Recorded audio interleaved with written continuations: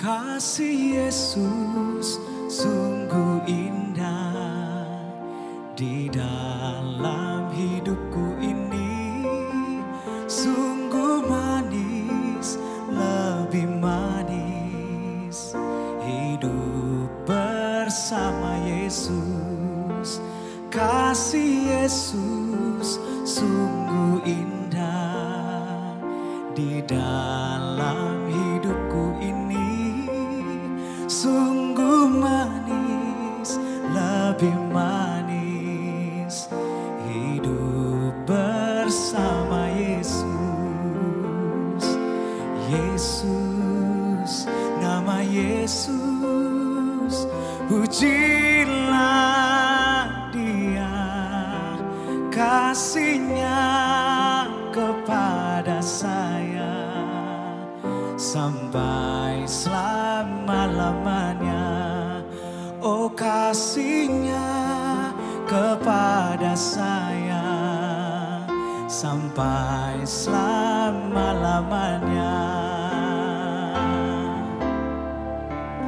Kasih Yesus sungguh indah di dalam hidupku ini, sungguh manis, lebih manis hidup bersama Yesus. Yesus, nama Yesus, pujilah Dia, oh kasihnya kepada saya sampai selama-lamanya. Yesus, nama Yesus, pujilah Dia, oh kasihnya kepada saya sampai selama-lamanya. Oh kasihnya kepada saya sampai selama-lamanya.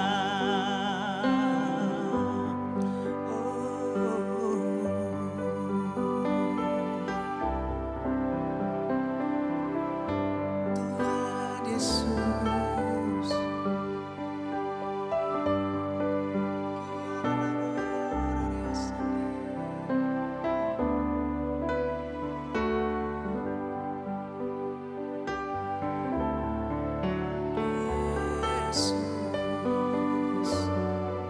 pujilah Dia.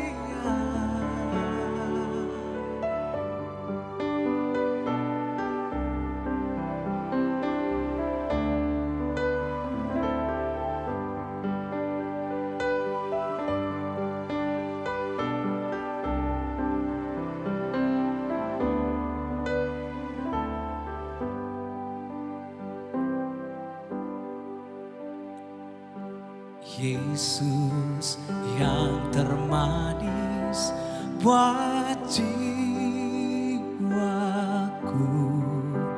buat jiwaku, buat jiwaku.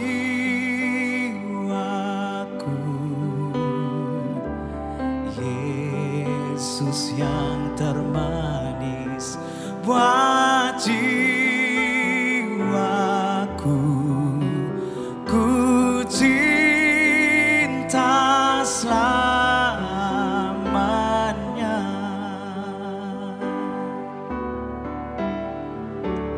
Yesus yang termanis buat jiwaku, buat jiwaku, buat jiwaku.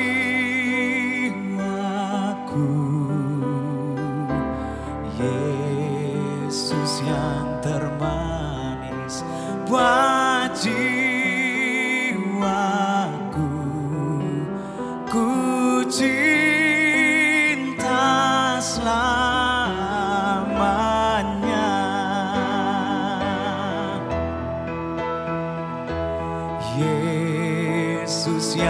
termanis buat jiwaku, buat jiwaku, buat jiwaku. Yesus yang termanis buat jiwaku, ku cinta selamanya,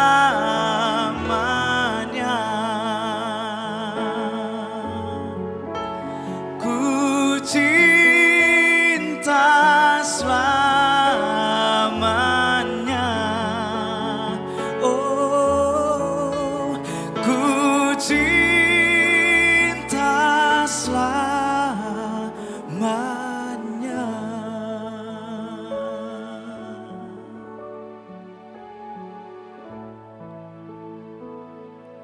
Mari kita deklarasikan Mazmur 91. Biar itu yang terjadi di dalam hidup saudara dan saya.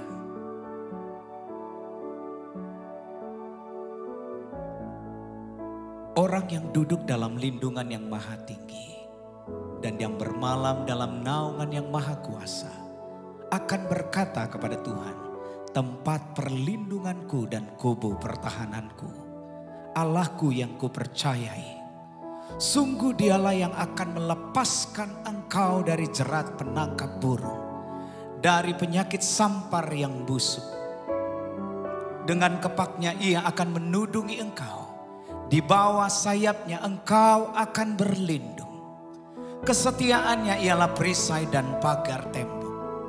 Engkau tak usah takut terhadap kedahsyatan malam, terhadap panah yang terbang di waktu siang, terhadap penyakit sampar yang berjalan di dalam gelap, terhadap penyakit menular yang mengamuk di waktu petang.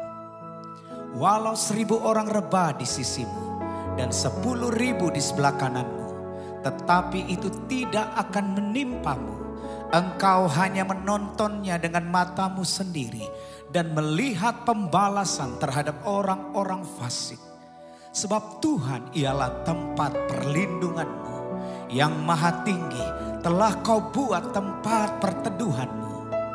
Malapetaka tidak akan menimpa kamu dan tulah tidak akan mendekat kepada kemahmu. Sebab malaikat-malaikatnya akan diperintahkannya kepadamu untuk menjaga engkau di segala jalanmu. Mereka akan menata engkau di atas tangannya, supaya kakimu jangan terantuk kepada batu. Singa dan ular tedung akan kau langkahi. Engkau akan menginjak anak singa dan ular naga. Sungguh hatinya melekat kepadaku, maka aku akan meluputkannya. Aku akan membentenginya, sebab ia mengenal namaku. Bila ia berseru kepadaku, aku akan menjawab. Aku akan menyertai dia dalam kesesakan. Aku akan meluputkannya dan memuliakannya. Dengan panjang umur akan kukenyangkan dia dan akan kuperlihatkan kepadanya keselamatan daripadaku. Shalom dan salam sehat untuk kita semua. Sesaat lagi kita akan segera memulai ibadah online kita.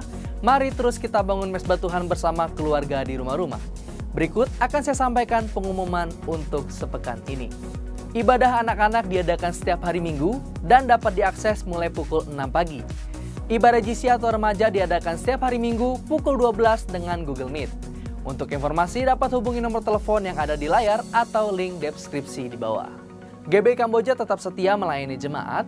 Berikut pelayanan-pelayanan GB Kamboja: pelayanan konseling, pelayanan doa, pelayanan pernikahan, pelayanan baptisan dan KKJ, dan pelayanan kedukaan. Untuk nomor telepon pelayanan di atas dapat Anda dapatkan di link deskripsi di bawah ini. Klinik Rumah Kesembuhan tetap melayani dari hari Senin sampai dengan Sabtu dengan jam praktek selama pandemi ini, jam 8 sampai dengan jam 12 siang. Klinik Rumah Kesembuhan juga melayani pasien dengan BPJS. Pastikan Anda tergabung dalam KUL, Community of Love. Komunitas yang membuat kita terus terhubung, saling menguatkan dan bertumbuh dalam kasih Tuhan. Bagi Anda yang ingin tergabung dalam KUL, dapat menghubungi nomor telepon yang ada di layar. Saudara tetap dapat memberikan persembahan perpuluhan ucapan syukur melalui bank transfer dengan nomor rekening BCA 8691550010 atas nama GB Kamboja atau dengan memindai QR Code yang ada, dan juga saudara dapat menabur dan berbagi dengan sesama di tengah pandemi ini melalui dompet Peduli Cool dengan nomor rekening yang tertera di layar. Spend time with God. Ibadah anak-anak live Instagram @kidsgbkamboja setiap hari Rabu jam 5 sore. Ibadah perayaan Pondok Daun akan diadakan selama 1 minggu, Sabtu sampai dengan Jumat mulai dari tanggal 3 Oktober sampai 9 Oktober 2020 secara live streaming online di YouTube Taman Doa Depok dan fanpage Facebook House of Sacrifice Prayer Garden. Ibadah ini akan dimulai pukul 19 sampai dengan 20.30 waktu Indonesia Barat dengan pembicara sebagai berikut. Tanggal 3 Oktober 2020, Pendeta Insinyur Yongki Taufan Wijoyo MTH. Tanggal 4 Oktober 2020, Pendeta Muhammad Riza Solihin. Tanggal 5 Oktober 2020, Pendeta Abraham Sugio. Tanggal 6 Oktober 2020, Pendeta Edwin Wardana. Tanggal 7 Oktober 2020, Pendeta Ferry Roring. Tanggal 8 Oktober 2020, Pendeta Ari Nugroho. Dan tanggal 9 Oktober 2020, Pendeta Rudi Suhendra. Demikian pengumuman untuk sepekan ini. Untuk info gereja dan nomor-nomor telepon dapat melihat link deskripsi di bawah. Sebelum kita memulai ibadah, kita akan mendeklarasikan arti Pentakosta yang ketiga. Selamat beribadah, Tuhan Yesus memberkati. Jemaat Tuhan, mari kita perkatakan arti dari Pentakosta ketiga. Apa yang dimaksud dengan Pentakosta ketiga? Yang pertama, Pentakosta ketiga adalah pencurahan Roh Kudus yang dahsyat di zaman now, melebihi yang terjadi di Azusa Street. Kedua, Pentakosta ketiga akan mengakibatkan penuaian jiwa yang terbesar dan yang terakhir sebelum Tuhan Yesus datang kembali. Ketiga, Pentakosta ketiga akan membangkitkan generasi Yeremia, yaitu anak-anak muda yang dipenuhi Roh Kudus, cinta mati-matian kepada Tuhan Yesus, tidak kompromi terhadap dosa, dan akan bergerak untuk memenangkan jiwa. Keempat, Pentakosta ketiga lahir di Indonesia yang bergerak ke bangsa-bangsa. Gerakan ini dari timur ke barat dan akan kembali ke Yerusalem. Kelima, Pentakosta ketiga akan memberikan kuasa untuk menyelesaikan amanat agung. Dan setelah itu Tuhan Yesus datang kembali. Amin. Shalom saudaraku, kita siapkan hati kita untuk beribadah hari ini.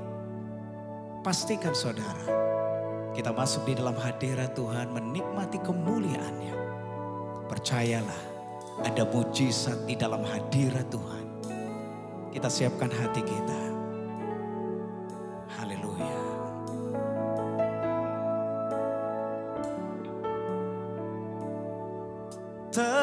Terbesar kasih-Nya, Dia berikan anaknya.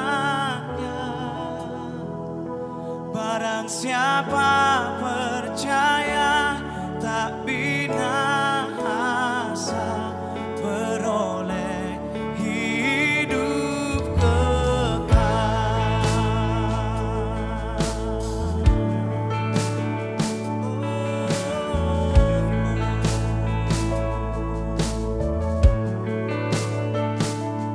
Ku pegang salib-Nya, padanya ku berharap kasih-Nya selamatkanku, kasih-Nya bebaskanku. Terbesar kasih-Nya, Dia berikan anaknya. Barang siapa percaya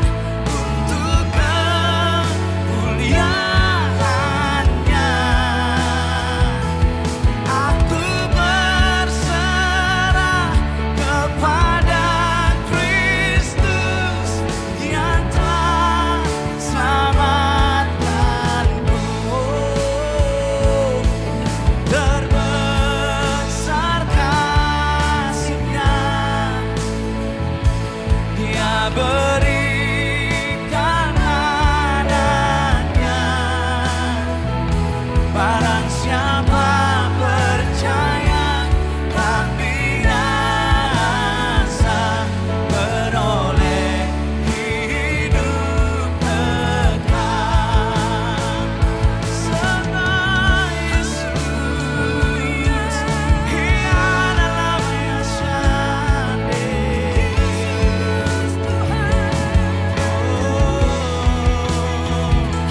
Yesus Tuhan, Yesus Raja, Kau penyelamat, Kau pembebas. Ia adalah Yesus, Tuhan yang sadar dalam Yesus. Ia adalah Yesus, Ia adalah sadar, Ia adalah sadar, Ia adalah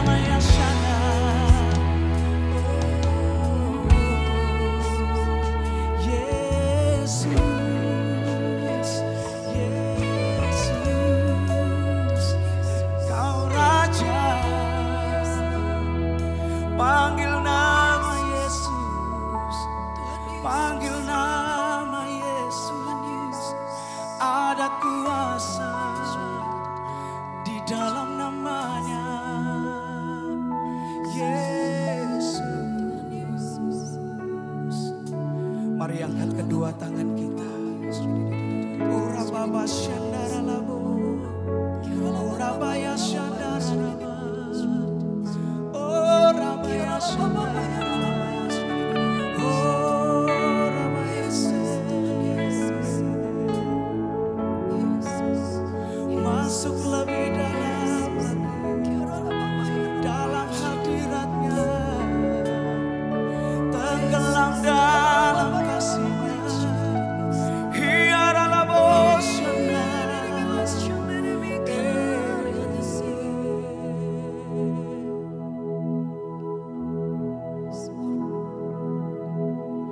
Tiada satu pun yang luput dari karya kasih-Mu yang mulia. Bagi-Mu segala pujian, hormat, kemuliaan.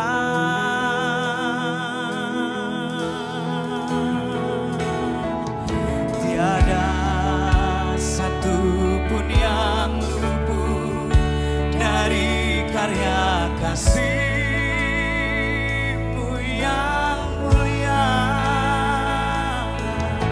Bagi-Mu segala pujian, hormat, kemuliaan.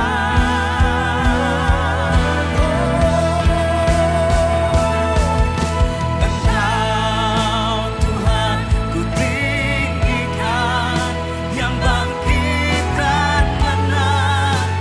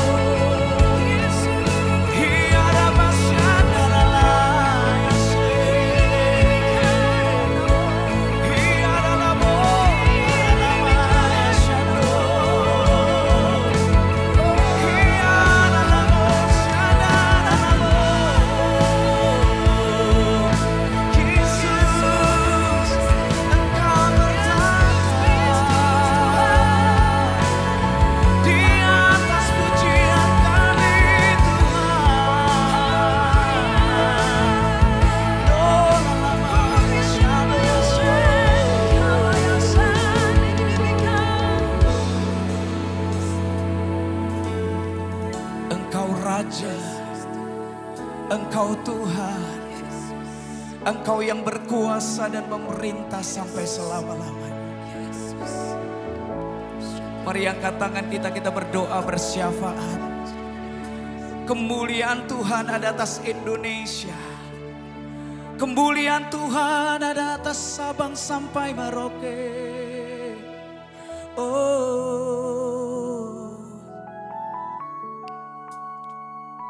hujan awal dan hujan akhir, minyak gandum anggur dicurahkan atas Indonesia. Damailah Indonesia, damailah bangsa kami di dalam nama Yesus. Kami sepakat berdoa untuk Presiden kami Bapak Jokowi dan wakilnya, seluruh jajaran dari pusat sampai daerah. Biar hikmat kebijaksanaan, takut akan Tuhan ada atas pemimpin bangsa kami. Terima kasih ya Tuhan Yesus Kristus. Kami berdoa saat ini ya Tuhan Yesus untuk kota Depok. Kota Depok adalah pokok kegirangan ternama, terpuji dan terhormat bagi Tuhan. Di depan segala bangsa di bumi yang telah mendengar tentang segala kebajikan yang Tuhan lakukan atas kota Depok. Bangsa-bangsa akan terkejut dan gemetar oleh karena kesejahteraan dan kebajikan yang Tuhan lakukan atas kota Depok. Diberkatilah kota Depok, diberkatilah penduduknya di dalam nama Yesus. Wali kota kami Pak Idris diberkati. Dan seluruh jajaran yang ada dengan takut akan Tuhan. Terima kasih Tuhan Yesus. Kami berdoa ya Tuhan Yesus, buat Yerusalem. Damai sejahtera Tuhan turun atas Yerusalem. Keselamatan pertobatan ada atasmu. Kami berdoa saat ini untuk TDRP ya Tuhan. Berkati wadah ini, biar lewat wadah ini pasukan penuai dibangkitkan dari berbagai denominasi, dari berbagai kota, pulau, bangsa di dalam nama Tuhan Yesus Kristus. Terima kasih Tuhan. Saat ini kami sepakat, kami berdoa untuk pemimpin rohani kami, gembala pembina kami, Bapak Dr. Insinyur Niko Nyoto Raharjo. Urapan kuasa-Mu, perlindungan Tuhan sempurna atas keluarga besar. Pemeliharaan Tuhan sempurna di dalam nama Tuhan Yesus. Dan kami juga berdoa ya Tuhan untuk pemimpin rohani kami, Gembala Rayon kami Pak Yongki Tovan Wijoyo. Urapi beserta dengan keluarga besar. Lindungi, jagai Tuhan. Kami lepaskan berkat atas pemimpin kami. Kami mengasihi pemimpin kami. Di dalam nama Tuhan Yesus Kristus. Haleluya. Sama-sama kita katakan amin. Sorakan haleluya.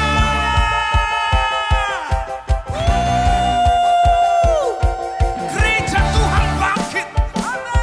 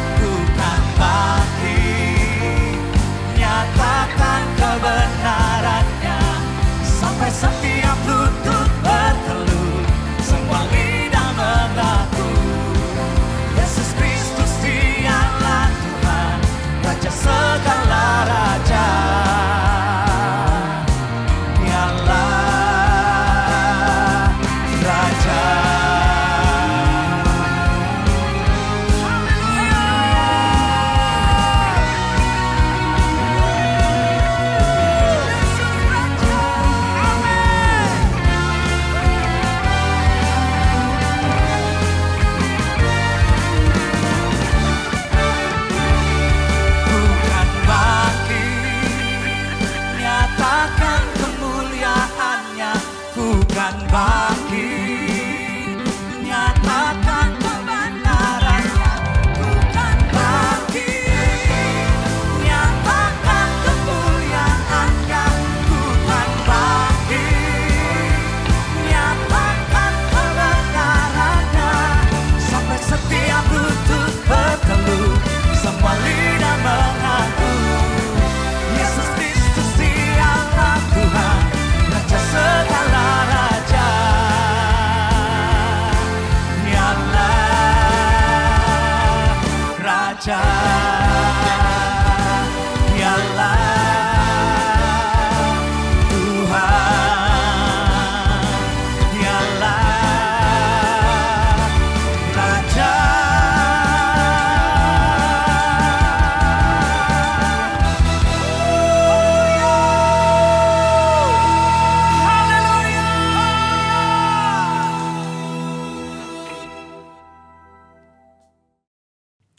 Happy Sunday semua. Dalam edisi Voice of Pentecost kali ini kita akan membahas mengenai paradigma kekudusan bagi generasi yang menyelesaikan amanat agung. Menjaga kekudusan kadang-kadang dianggap sebagai hal yang kuno, bahkan membebani. Benarkah demikian? Apa arti kekudusan yang sesungguhnya? Kekudusan adalah karakter dari Allah yang paling menonjol yang memiliki makna keterpisahan. Salah satu contoh ketika Adam dan Hawa sebagai manusia pertama jatuh di dalam dosa. Mereka harus keluar dari Taman Eden. Hal ini menunjukkan bahwa Allah yang kudus harus terpisah dari manusia yang tidak kudus. Dan juga terpisah dari segala sesuatu yang bertentangan dengan keseluruhan karakter Allah itu sendiri. Akan tetapi kekudusan Tuhan bukanlah hanya kekudusan yang memisahkan dan menghakimi segala yang tidak kudus, melainkan juga menjangkau manusia yang berdosa dan memberikan pengudusan bagi mereka. Maka dengan itu ada 3 paradigma kekudusan. Yang pertama, kekudusan itu indah dan didambakan. Kita dapat melihat bahwa seluruh ciptaannya sungguh sangat baik. Dan kata baik juga mencangkup segala pengertian seperti keindahan dan kedambaan. Dalam Mazmur 96 ayat 9 dikatakan, sujudlah menyembah kepada Tuhan dengan berhiaskan kekudusan. Kata berhiaskan kekudusan menunjukkan bahwa kekudusan adalah hal yang mulia dan indah di hadapan Allah. Kita sebagai manusia baru di dalam Kristus sudah seharusnya memandang semua hal yang berasal dari Tuhan adalah hal-hal yang kudus, hal yang baik, indah, menyenangkan, dan didambakan. Pola pikir bahwa hal-hal yang tidak kudus membawa kenikmatan seharusnya kita tanggalkan. Sebagai insan Pentakosta yang hidup bergantung kepada Roh Kudus setiap saat, sudah selayaknya kita mengalami kemenangan dari kedagingan. Yang kedua, kekudusan itu menular dan menyebar. Paradigma yang baru tentang kekudusan juga dinyatakan dalam kehidupan dan pelayanan Yesus. Dalam pelayanannya, Yesus sering digambarkan berada bersama dengan orang-orang yang najis menurut Taurat. Dalam Lukas 5 ayat 12-14 dikisahkan bagaimana Yesus berjumpa dengan seorang yang penuh kusta. Orang tersebut meminta kepada Yesus untuk menahirkannya, yang kemudian diresponi oleh Yesus dengan menjamahnya dan berkata, "Jadilah engkau tahir." Dan Alkitab mencatat bahwa orang tersebut menjadi tahir. Ketika Yesus menjamah orang yang sakit kusta yang najis menurut Taurat, Yesus tidaklah menjadi najis. Namun sebaliknya, kekudusan Yesus terimpartasi kepada orang yang sakit kusta itu dan mentahirkannya. Hal ini selayaknya memberikan paradigma baru dalam kita memandang kekudusan, yaitu kekudusan itu menular dan menyebar. Yang ketiga, kekudusan menjangkau banyak orang. Dengan pengurapan Roh Kudus, maka sudah seharusnya kita menjangkau orang lain dan menularkan kekudusan tersebut. Kekudusan bukan lagi hanya sekedar yang penting saya sendiri yang kudus. Dalam Imamat 19 ayat 2, pertama-tama Tuhan berkata, "Kuduslah kamu sebab aku Tuhan Allahmu kudus." Setelah itu mulai dari ayat 3 dan seterusnya, Tuhan memberikan serangkaian perintah kepada umat Israel untuk melakukan perintah seperti menghormati ayah dan ibu ataupun bertindak jujur. Hal-hal yang diminta Tuhan ini menunjukkan bahwa kekudusan bukan berdampak hanya untuk diri sendiri, tetapi juga berdampak secara horizontal, yaitu kekudusan menjangkau banyak orang. Terkait hal ini, gereja kita yang ada di Bandung memiliki kisah yang unik dalam perjalanan sejarahnya. Pada waktu itu tahun 1992 tidak ada lagi gedung pertemuan umum yang bersedia untuk menyewakan tempatnya secara permanen. Namun tiba-tiba ada satu tempat yang bersedia menyewakan tempatnya untuk ibadah dan dikontrak untuk waktu yang cukup lama. Tempat tersebut adalah Gedung Paramount yang adalah sebuah nightclub. Pada saat itu gembala sidang kita dihadapkan dengan keputusan yang sulit. Beliau pun teringat bahwa pada waktu sebelumnya dalam KKR di Batam, hal serupa juga terjadi. Pada waktu itu tidak ada tempat untuk melaksanakan KKR kecuali sebuah tempat karaoke. Akhirnya KKR tetap dilaksanakan di tempat karaoke tersebut disertai lawatan Tuhan yang luar biasa. Karena hadirat Tuhan tidak dibatasi oleh tempat atau apapun juga. Pada akhirnya gembala sidang kita menyetujui penggunaan Gedung Paramount untuk menjadi tempat ibadah minggu. Meskipun tempatnya aneh menurut manusia, tetapi hadirat Tuhan memenuhi tiap ruangan ibadah dan lawatannya pun terjadi setiap minggu. Banyak orang bertobat dan jiwa-jiwa bertambah hari demi hari. Wow! Kesimpulannya, Tuhan sedang memanggil kita untuk hidup dalam kekudusan guna menyelesaikan amanat agung. Dalam Wahyu 22 ayat 11 dikatakan, barang siapa yang berbuat jahat, biarlah ia terus berbuat jahat. Barang siapa yang kudus, biarlah ia terus menguduskan dirinya. Mari kita terus mengerjakan dan menjalani kehidupan kita, bergerak dan menularkan kekudusan kemanapun kita pergi untuk menuai banyak jiwa. Tuhan Yesus memberkati.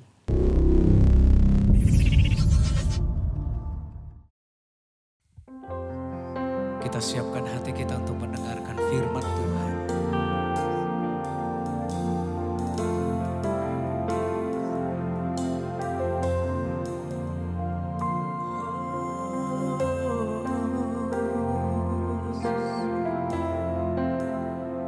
Ajar kami Tuhan, ajarku mengerti segala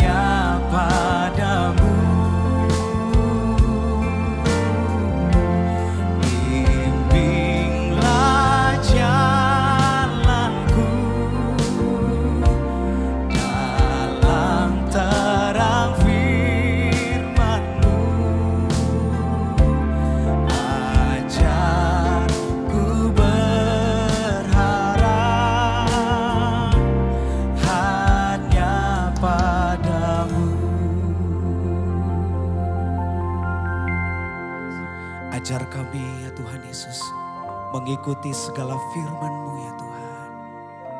Kami siap Tuhan diberkati oleh firman Tuhan.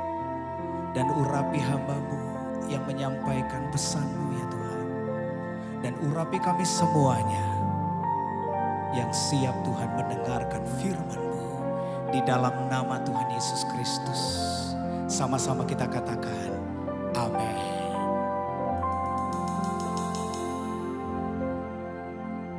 Shalom saudara yang kasih. Saat ini pandemi COVID-19 masih merajalela di Indonesia dan di seluruh dunia. Menurut catatan saat ini sudah lebih dari 27 juta orang yang terinfeksi COVID-19. Dan ada sekitar 900.000 orang yang meninggal dunia.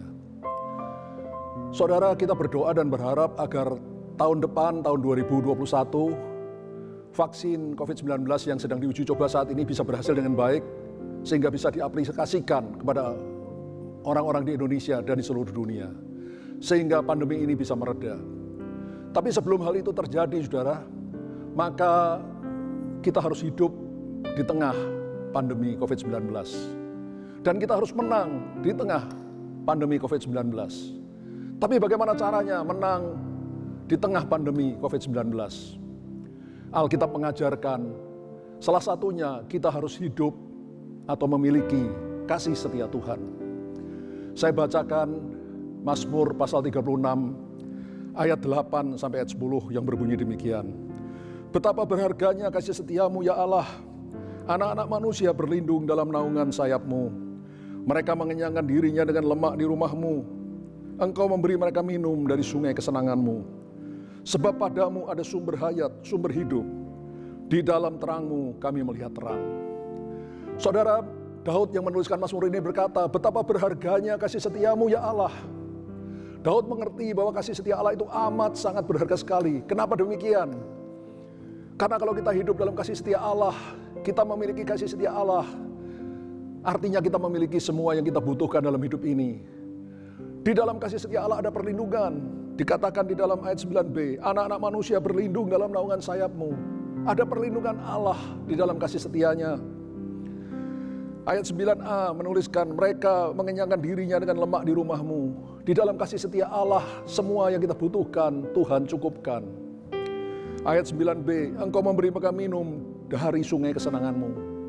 Artinya di dalam kasih setia Allah ada kepuasan, ada sukacita, damai sejahtera yang Tuhan berikan. Karena Tuhan adalah sumber hayat, sumber kehidupan kita manusia. Jadi sekali lagi saudara, saya ulangi. Di tengah pandemi COVID-19 yang sedang berkecamuk saat ini, kita harus menjadi pemenang di tengah pandemi tersebut. Dan Alkitab mengajarkan untuk menjadi pemenang di tengah pandemi ini. Kita harus memiliki kasih setia Tuhan. Kita harus hidup di dalam kasih setia Tuhan. Karena di dalam kasih setia Tuhan ada semua yang kita butuhkan dalam hidup ini. Ada perlindungannya. Ada kecukupan dari semua kebutuhan kita. Dan ada kepuasan, sukacita, dan damai sejahtera.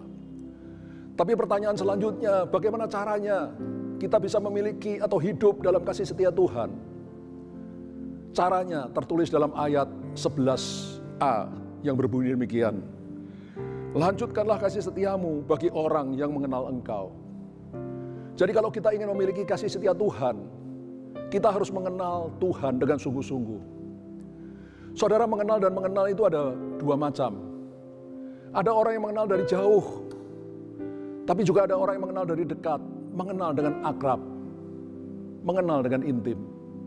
Sebagai contoh, kita rakyat Indonesia, sebagian besar mengenal Presiden kita Pak Jokowi.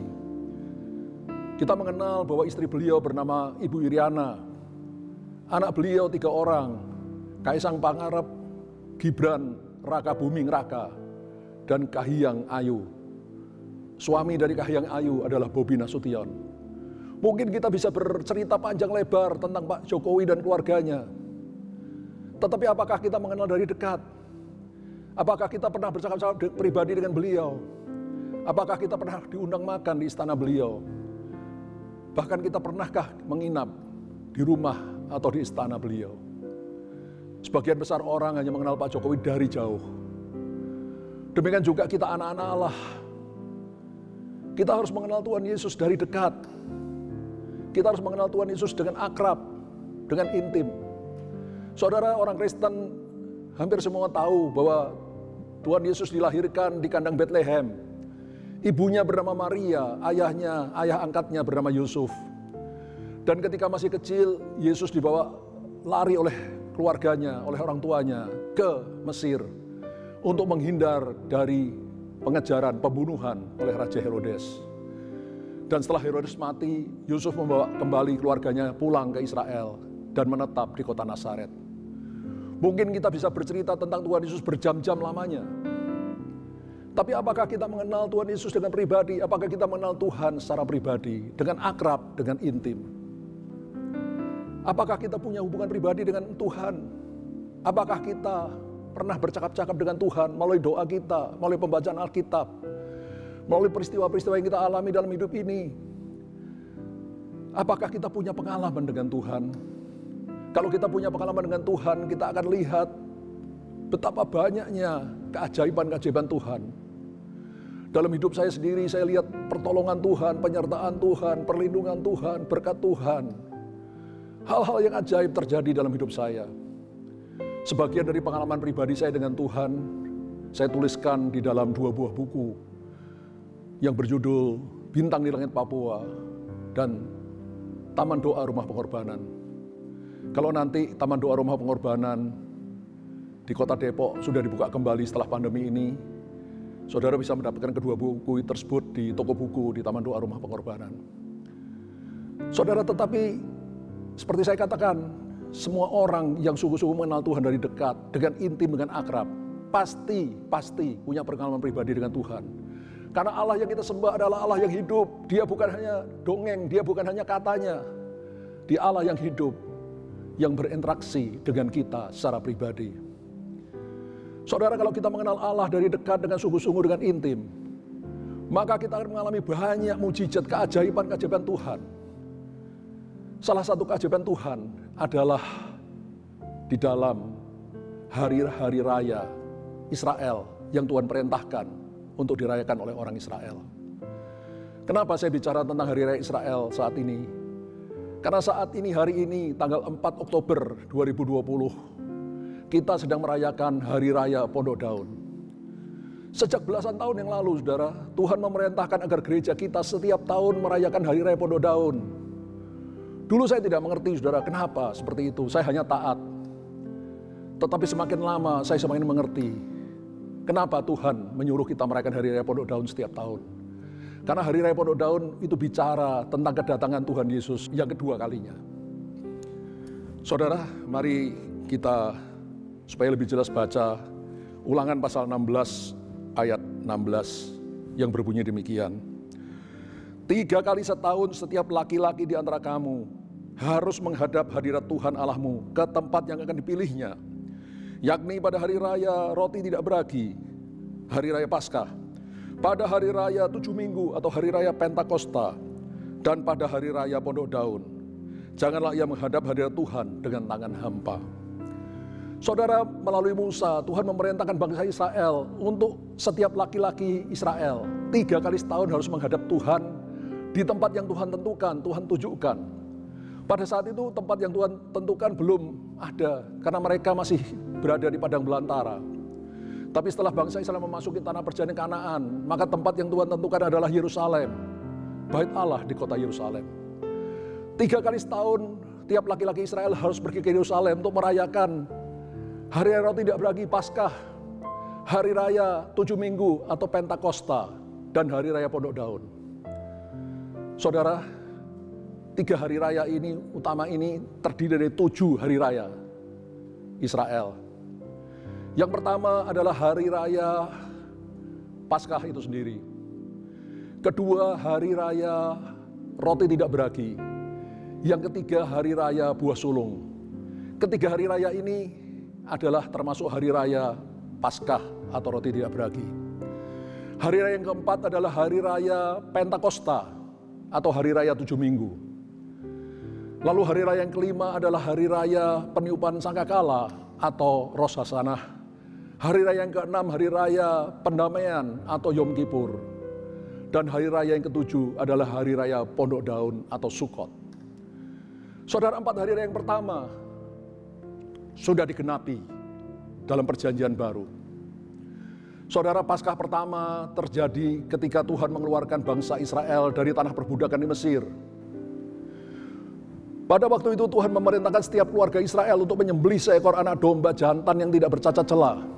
Darahnya ditampung, lalu dilaburkan di ambang atas dan di tiang kiri dan kanan pintu depan rumah mereka. Dan pada malam hari itu malaikat maut melintasi seluruh tanah Mesir.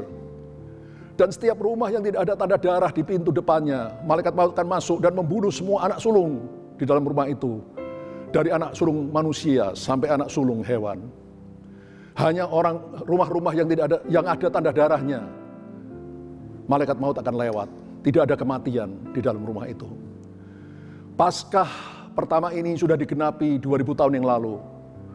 Ketika Tuhan Yesus, anak domba Paskah yang sebenarnya, mati tergantung di atas kayu salib. Pada saat itu Paskah sudah digenapi. Kematian Tuhan Yesus di atas kayu salib itu terjadi tepat pada hari Paskah Yahudi. Ini luar biasa sekali, saudara. Dan kemudian perayaan yang kedua yang Tuhan perintahkan orang Israel adalah hari raya roti tidak beragi. Pada hari raya tersebut orang Israel harus membuang semua ragi dari rumah mereka yang melambangkan dosa. Dan kemudian mereka harus makan roti yang tidak beragi. Saudara, tepat pada hari raya roti tidak beragi 2000 tahun yang lalu, Tuhan Yesus mati dan dikuburkan di kuburan milik Yusuf dari Arimatea sebagai roti yang tidak beragi. Karena Yesus adalah satu-satunya manusia yang pernah hidup di atas muka bumi yang tidak ada ragi dosa sama sekali. Hari raya ketiga adalah buah sulung, yang bagi kita orang Kristen adalah hari Minggu Paskah, hari kebangkitan Tuhan Yesus dari antara orang mati. Saudara, tepat pada hari raya buah sulung 2000 tahun yang lalu, Tuhan Yesus bangkit dari antara orang mati sebagai buah sulungnya Allah yang pertama kali bangkit dari kematian. Hari raya yang keempat adalah hari raya Pentakosta. Pentakosta pertama terjadi ketika setelah Tuhan mengeluarkan bangsa Israel dari tanah perbudakan di Mesir. Tuhan membawa mereka ke Gunung Sinai. Dan tepat pada hari raya Pentakosta, Tuhan memberikan 10 perintah Allah kepada bangsa Israel yang ditulis di atas 2 loh batu. Hari raya Pentakosta sudah digenapi 2000 tahun yang lalu. Tepat pada hari raya Pentakosta, yaitu 10 hari setelah Tuhan Yesus naik ke surga. Maka tepat pada hari raya Pentakosta, Roh Kudus dicurahkan di kamar loteng Yerusalem. Murid Yesus dipenuhi dengan Roh Kudus. Dan sejak itu hukum-hukum Allah dituliskan dalam loh hati murid-murid Tuhan, anak-anak Tuhan. Kita semua sampai saat ini. Hari raya pertama sampai keempat sudah digenapi dalam perjanjian baru. Tapi hari raya kelima sampai ketujuh, hari raya Pondok Daun belum digenapi. Karena hal ini bicara tentang kedatangan Yesus yang kedua kalinya yang belum terjadi. Tapi saya percaya akan segera terjadi. Hari raya kelima adalah hari raya peniupan sangkakala atau Rosh Hashanah. Ini adalah tahun baru Israel. Saudara, pada hari raya Rosh Hashanah, imam-imam Israel akan meniupkan sangkakala terus-menerus. Bagaimana penggenapannya saat ini? Kita belum tahu pasti, saudara, karena belum terjadi.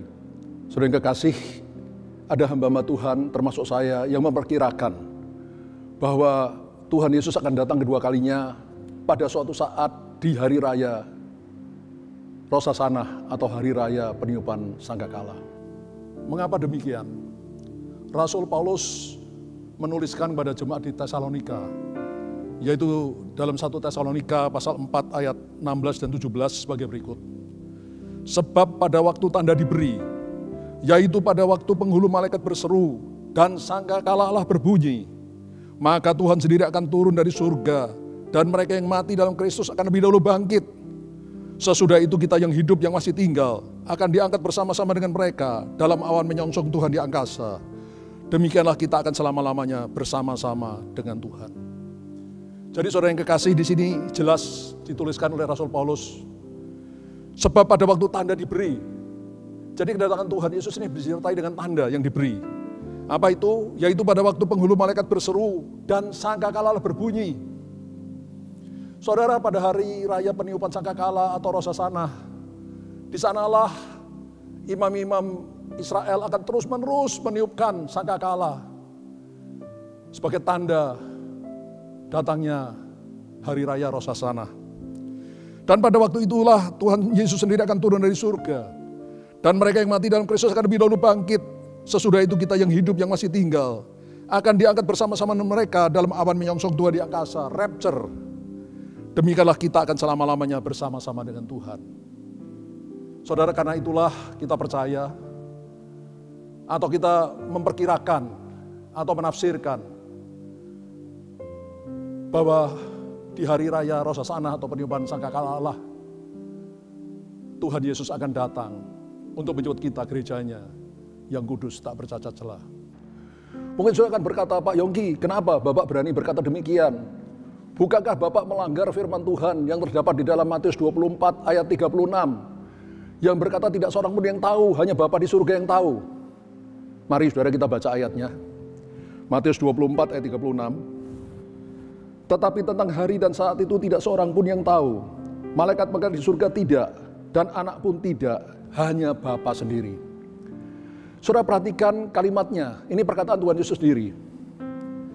Tetapi tentang hari dan saatnya, jamnya, tidak seorang pun yang tahu.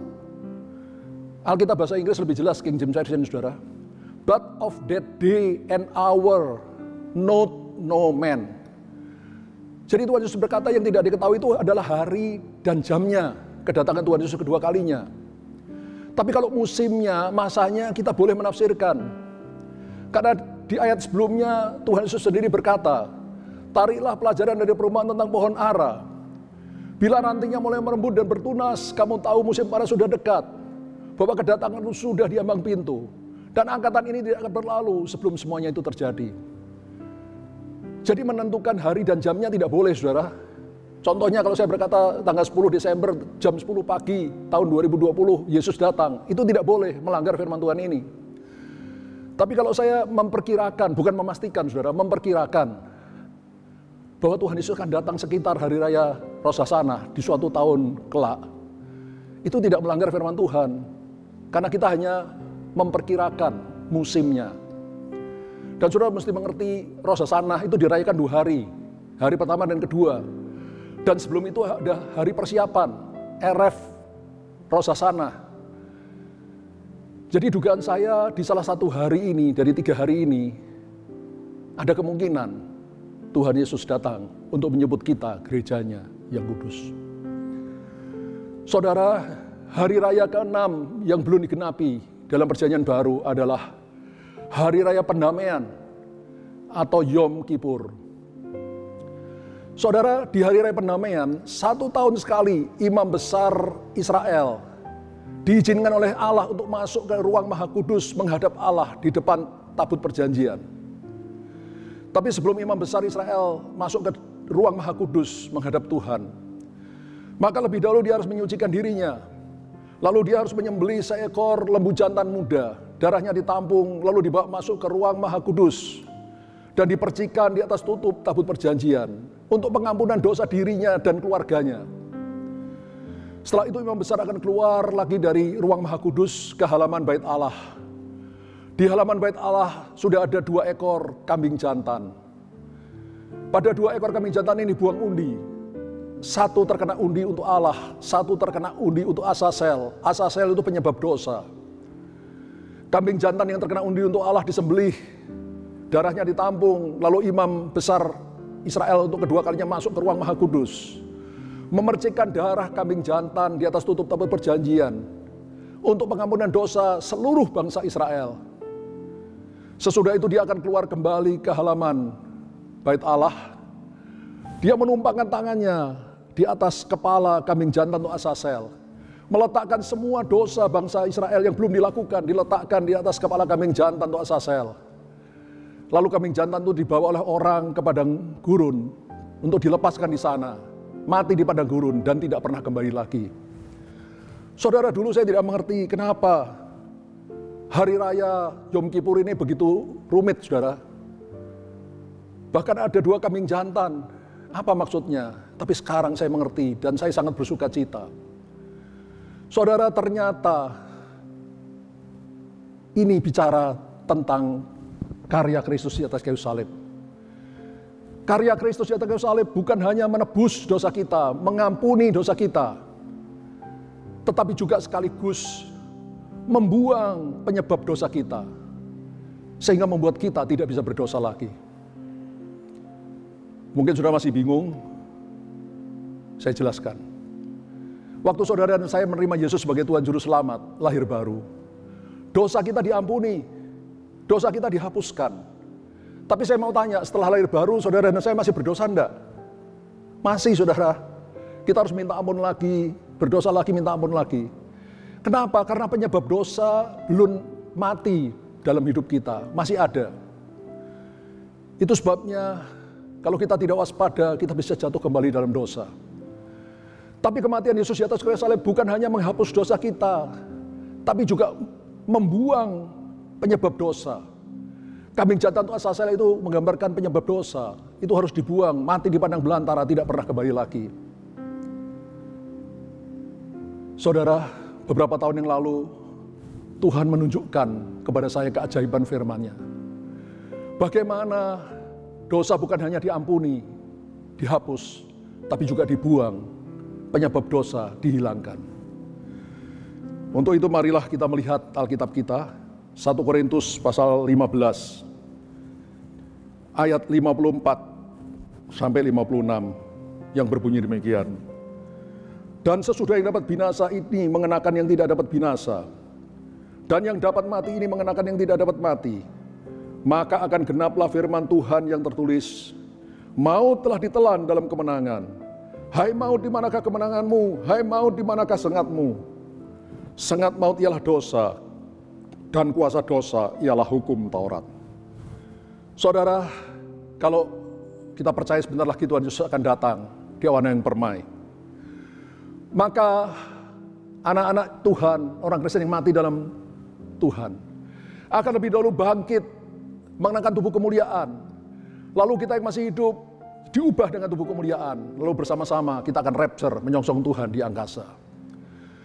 Saudara, pada waktu yang bisa mati ini, tubuh, darah dan daging yang bisa mati ini, mengenakan yang tidak dapat mati, seperti kata firman Tuhan tadi, yaitu tubuh kemuliaan, tubuh seperti tubuhnya Yesus ketika bangkit dari orang mati. Maka pada saat itu firman Tuhan berkata, dan sesudah yang dapat binasa ini mengenakan yang tidak dapat binasa, dan yang dapat mati ini mengenakan yang tidak dapat mati. Maka pada waktu itu genaplah firman Tuhan yang tertulis, maut telah ditelan dalam kemenangan. Pada saat kita mengenakan tubuh kemuliaan, maka saat itu maut telah ditelan dalam kemenangan, maut telah dikalahkan untuk selama-lamanya. Hai maut, di manakah kemenanganmu? Hai maut, di mana kesengatmu? Sengat maut ialah dosa. Saudara, Tuhan bukakan saya keajaiban firman-Nya. Pada waktu kita mengenakan tubuh kemuliaan, saat itu maut telah dikalahkan untuk selama-lamanya, termasuk sengat maut, yaitu dosa telah dikalahkan untuk selama-lamanya. Pada waktu kita mengenakan tubuh kemuliaan, saat itulah kita tidak bisa mati lagi. Dan kita tidak bisa berdosa lagi. Seperti tadi, 2 kambing jantan untuk Allah, dipercikan darahnya di atas tutup tabur perjanjian untuk pengampunan dosa kita, menghapus dosa kita. Tapi kambing jantan yang kedua, kambing jantan untuk Azazel penyebab dosa, dibuang ke padang belantara untuk tidak pernah kembali lagi. Pada saat nanti, saya percaya sebentar lagi kita mengenakan tubuh kemuliaan. Saat itulah bukan hanya dosa kita diampuni, tapi juga dosa kita dibuang untuk selama-lamanya. Kita tidak bisa berdosa lagi untuk selama-lamanya. Kita jadi seperti Yesus, tidak bisa mati lagi karena maut sudah dikalahkan, dan tidak bisa berdosa lagi karena sengat maut juga sudah dikalahkan.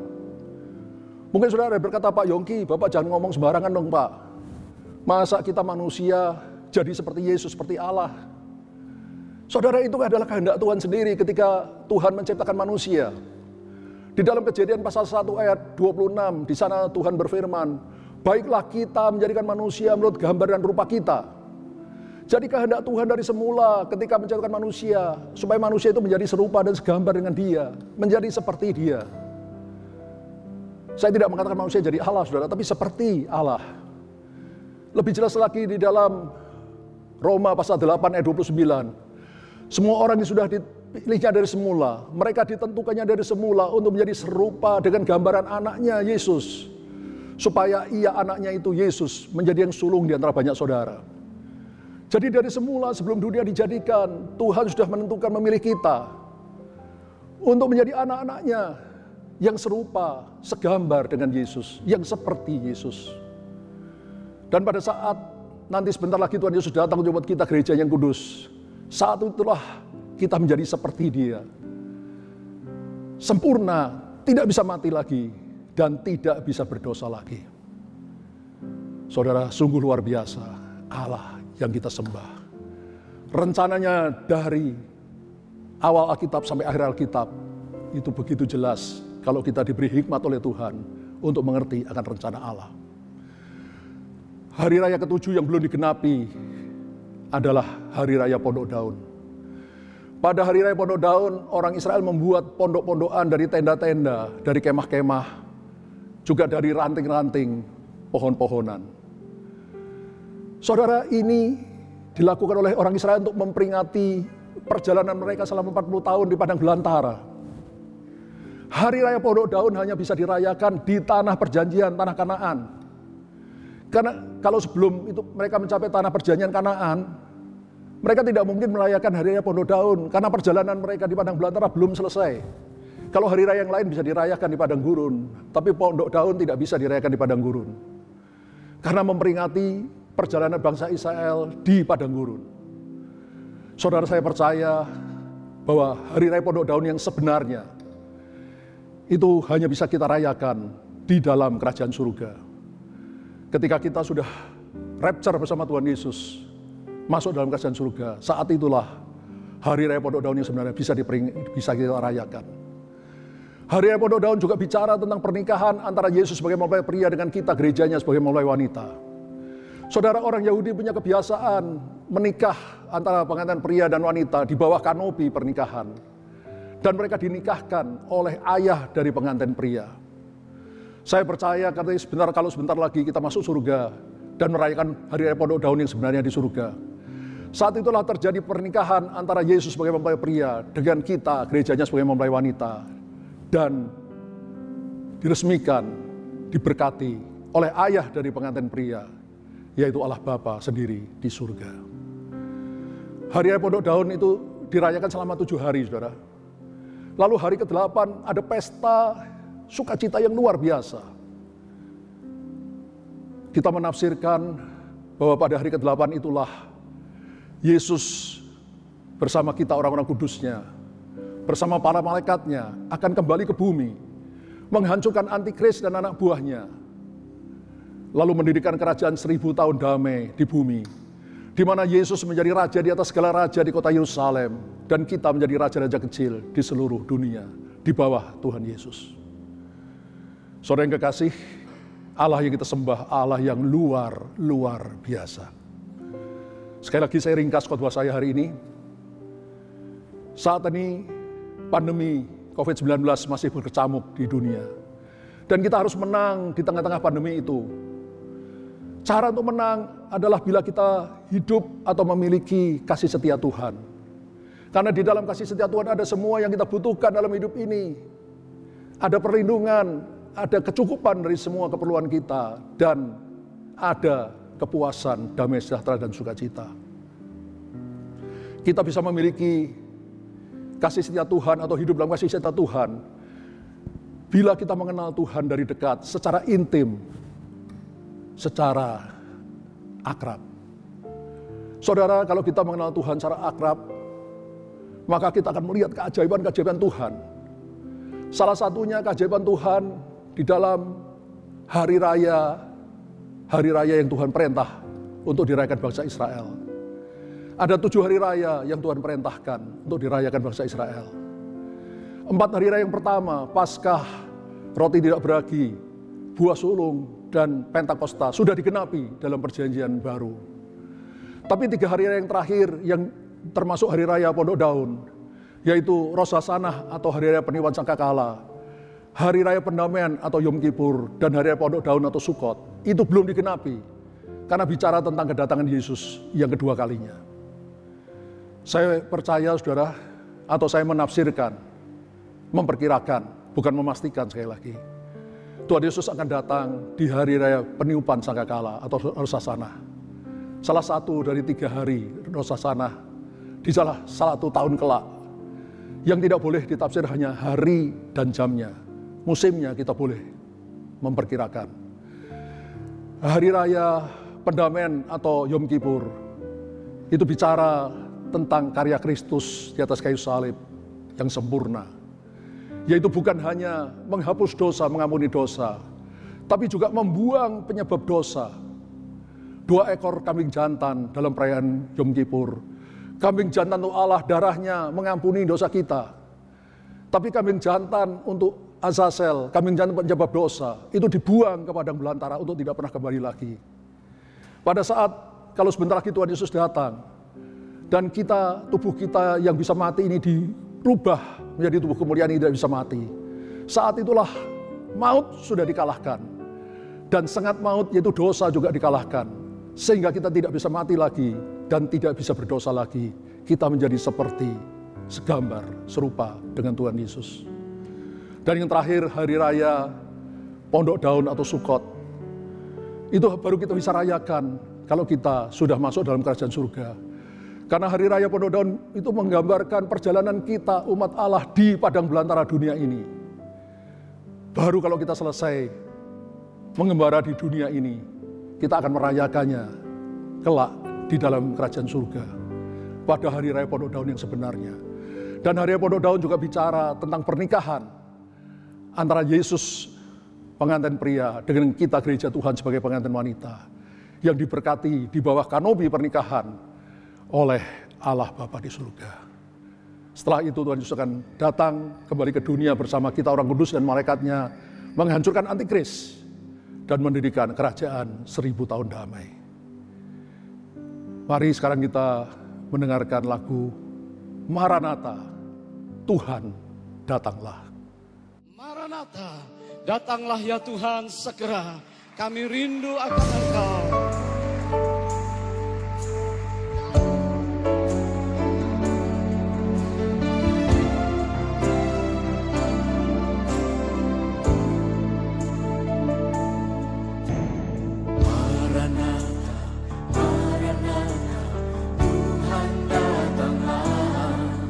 Persiapkanlah dirimu, sambut kedatangannya.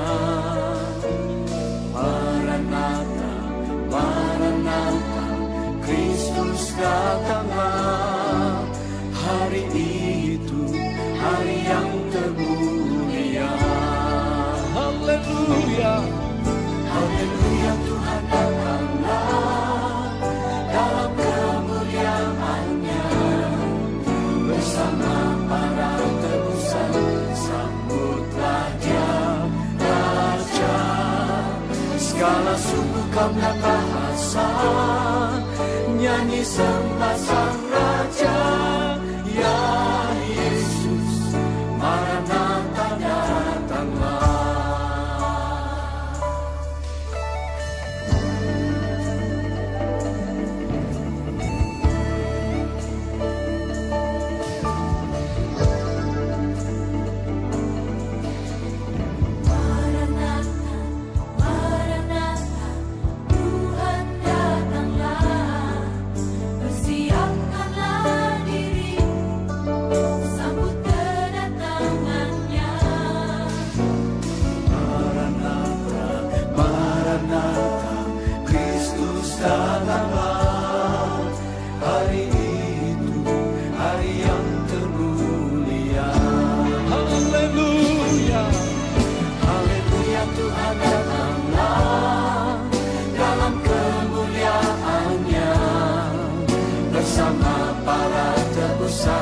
Sambutlah Dia, Raja. Segala suku, kaum dan bahasa, nyanyi sembah Sang Raja. Ya Yesus, Maranatha datanglah.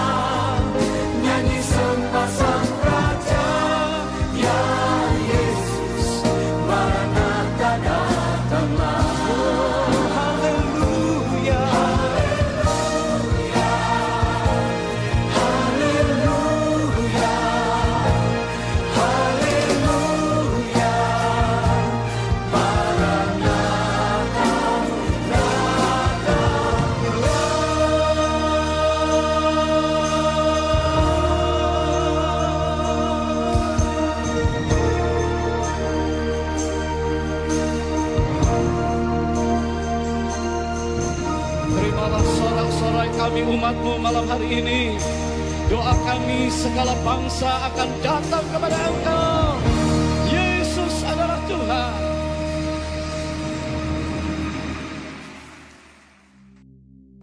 Bapa di surga, terima kasih buat firman-Mu, pesan-pesan-Mu pada kami pada hari perayaan Pondok Daun saat ini. Tuhan, kami percaya di suatu hari kelak, di hari Pondok Daun, Putra-Mu yang tunggal Tuhan Yesus akan datang ke dunia di awan yang permai untuk menjemput kami, gereja-Mu, anak-anak-Mu yang sudah mengikuti Engkau dengan segenap hati. Tuhan, siapkan semua kami anak-anak-Mu. Hamba berdoa supaya setiap anak-anak Tuhan yang mengerti, yang sadar, boleh hidup kudus. Sehingga ketika Engkau datang Tuhan Yesus untuk kedua kalinya, kami semua siap sedia untuk ikut rapture, menyongsong Kau di awan-awan permai. Hanya di dalam nama Tuhan Yesus, kami sudah berdoa dan mengucap syukur. Haleluya. Amin. Saudara yang kekasih, saat ini kita akan masuk dalam perjamuan kudus. Mari kita angkat roti setinggi-tingginya dan dengarkan firman Tuhan. Sebab apa yang telah kuteruskan kepadamu telah aku terima dari Tuhan, yaitu bahwa Tuhan Yesus pada malam waktu Ia diserahkan mengambil roti, dan sesudah itu Ia mengucap syukur atasnya. Ia memecah-mecahkannya dan berkata, inilah tubuhku yang diserahkan bagi kamu. Perbuatlah ini menjadi peringatan akan aku. Saudara yang kekasih, bukankah roti yang atasnya kita mengucap syukur ada bersentuhan dengan tubuh Kristus? Mari katakan bersama, amin. Mari kita makan di dalam nama Tuhan Yesus. Haleluya.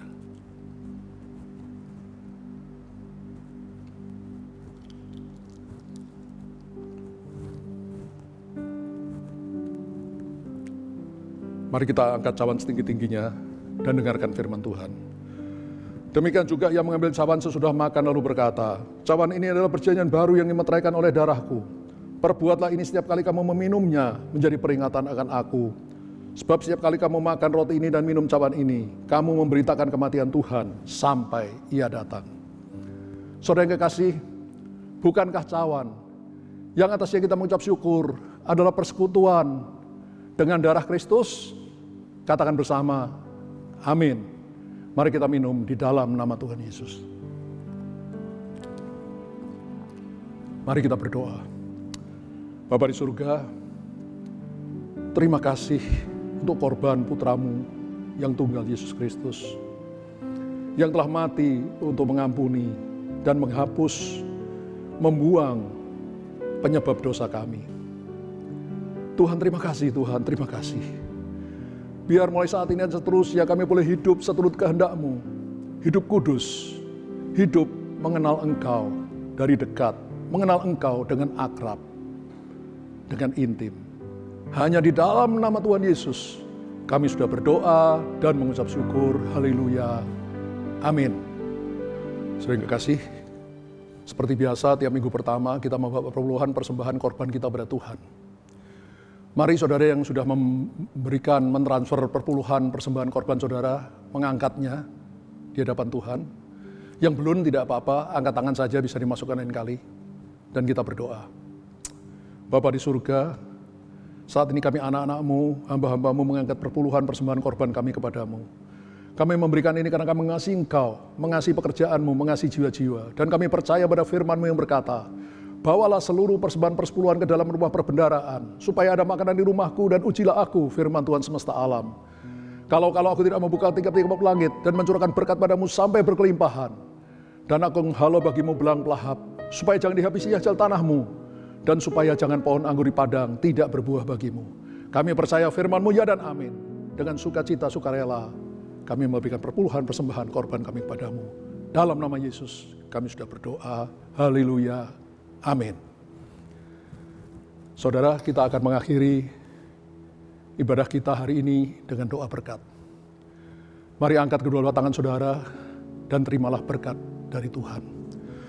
Tuhan memberkati engkau dan melindungi engkau. Tuhan menyinari engkau dengan wajah-Nya dan memberi engkau kasih karunia. Tuhan menghadapkan wajah-Nya kepadamu dan memberi engkau damai sejahtera.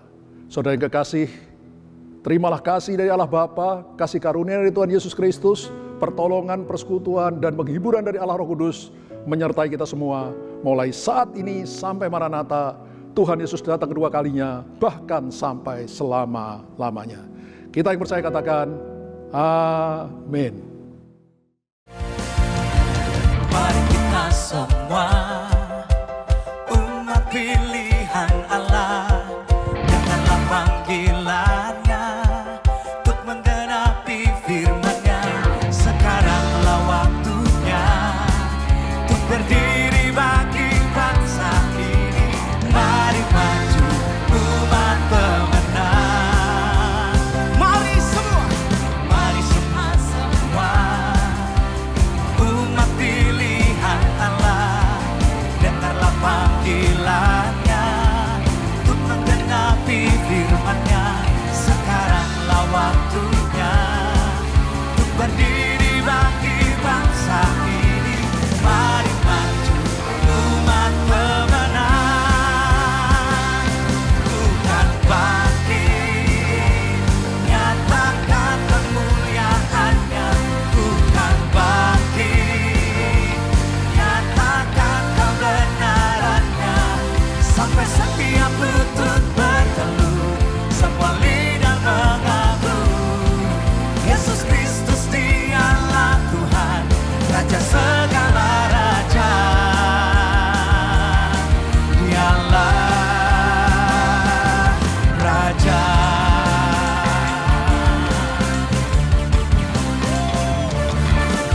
Mari kita semua umat pilihan Allah, dengarlah panggilannya untuk menggenapi firman-Nya. Sekaranglah waktunya untuk berdiri bagi bangsa ini. Mari maju umat pemenang. Bukan bangkit, bukan bangkit, nyatakan kemuliaan-Nya. Bukan bangkit, nyatakan kebenaran-Nya. Sampai setiap lutut bertelut, semua lidah mengaku, Yesus Kristus Dialah Tuhan, Raja segala raja. Dialah Raja.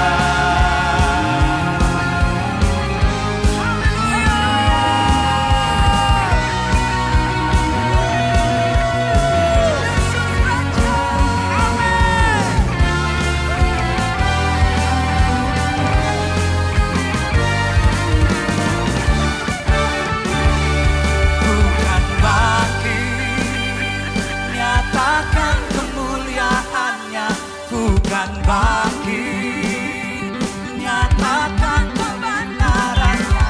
Bukan bangkit, nyatakan kemuliaan-Nya. Bukan bangkit, nyatakan kebenaran-Nya. Sampai setiap lutut bertelut, semua lidah mengaku, Yesus Kristus Dialah Tuhan, Raja segala raja. Dialah Raja.